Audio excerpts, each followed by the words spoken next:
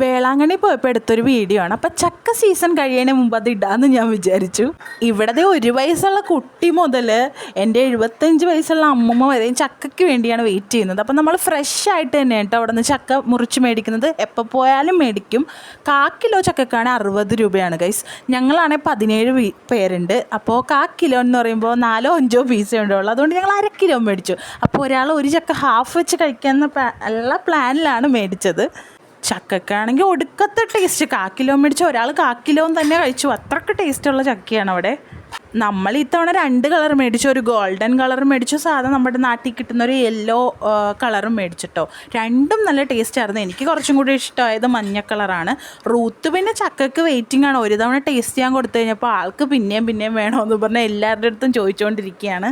ഞാൻ പിന്നെ ഒന്നും നോക്കിയില്ല ഗൈസ്. വീഡിയോ എടുക്കുന്നുള്ള പേരിൽ ഞാൻ 2 ചക്കയിൽ നിന്നും ഓരോ പീസ് വെച്ചെടുത്ത് ഞാൻ കഴിച്ചു.